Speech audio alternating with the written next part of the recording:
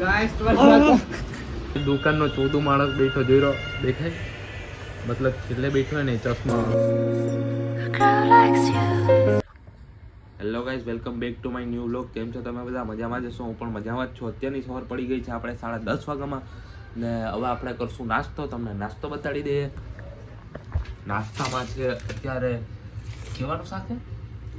વાલનું. આ વાલનું શાક છે, રોટલી છે અને આ બીજો નાસ્તો છે. હવે આપણે નાસ્તો કરીને હવે આપણે તૈયાર થઈને જાશું દુકાને. તો આજે આપણા વ્લોગમાં નવી વસ્તુ થવાની છે, તો તમે મને ફોલો કરી દેજો ને.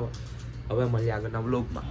તો ભાઈ હવે આપણે દુકાન આવી ગયા છે ને અત્યારે આપણે બધી કામ આપણું પતાવી નાખ્યું છે ને હવે આપણે કરી નાખ્યું છે, મતલબ હું કરી નાખ્યું છે. કંઈ ખબર નથી વ્લોગમાં હું બોલું એ પણ મને ખબર નથી અત્યારે.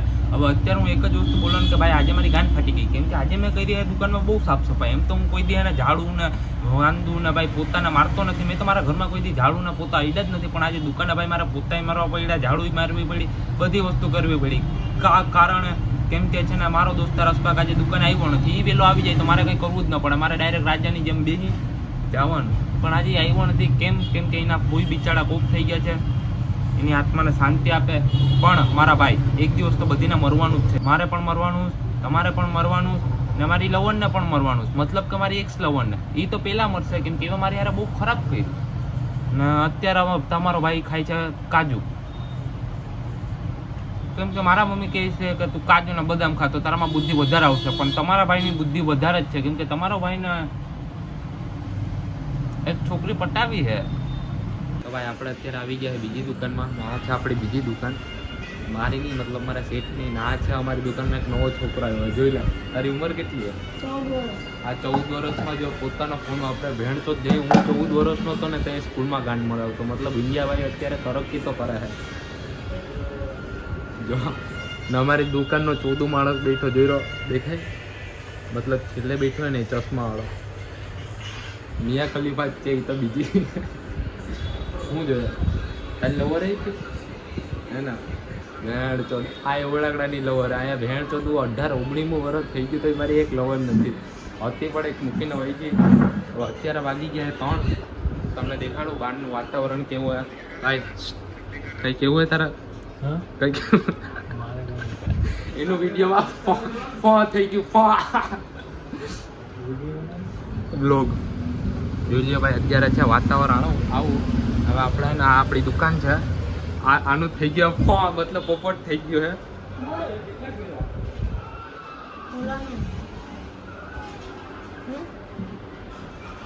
તો ભાઈ તમને એલા 14 વર્ષના છોકરાને જેને કંઈ થયું હોય કે ન થયું હોય, પણ મારી તો ગાંડ બરી ગઈ હે ભાઈ. કેમ કે યાર હમણાં મારી દુકાને એક કાકા આવ્યા હતા.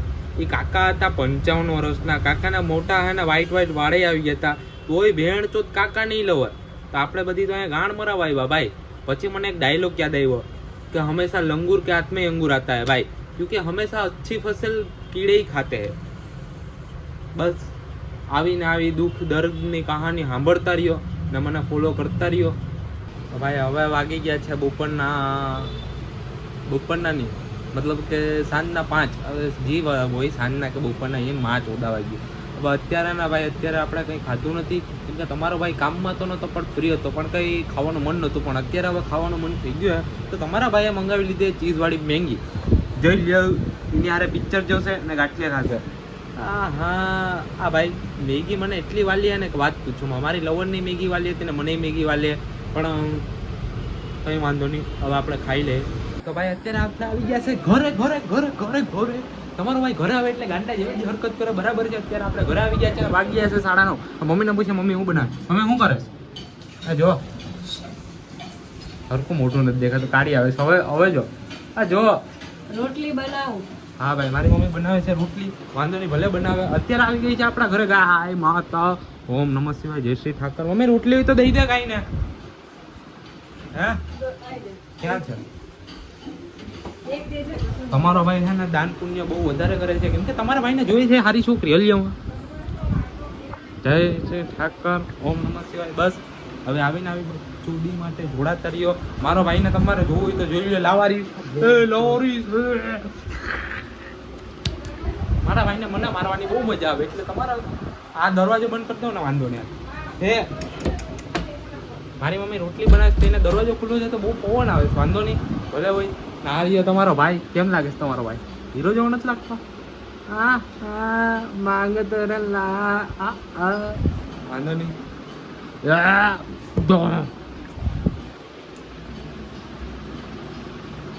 ગાઈસ આ ભેટ તો લાગે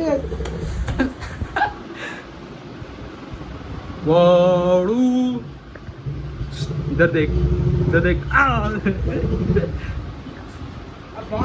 હાલો તો હવે જમવામાં તમને દેખાડી દઈએ કે હું છે તો કેમ લાગે તમારો ભાઈ હીરો જેવો લાગે મને ખબર જ છે તો અત્યારે આપણે બેસી ગયા છે જમવામાં છે અત્યારે અળવીનું આનું શું કહેવાય અળવીના પાનનું શાક રોટલી પતરવેલિયાનું શાક ગમે છે પછી છે દહીં રોટલા પછી જેને દાળ છે અને આ છે મુરગીનું શાક હવે આપણે આ જમી લેવું તમારા મોઢામાં પાણી આવતા હોય મને ખબર છે પણ તમે તમારા ઘરમાં ખાઈ લો હું મારા ઘરમાં ખાઈ લ્યો આ મારો ભાઈ મારો ભાઈ ગયેલો છે વાંધો નહીં મળીએ કાલના વ્લોગમાં તમને વ્લોગ ગમે તો લાઈક કરજો શેર કરજો અને સબસ્ક્રાઈબ કરજો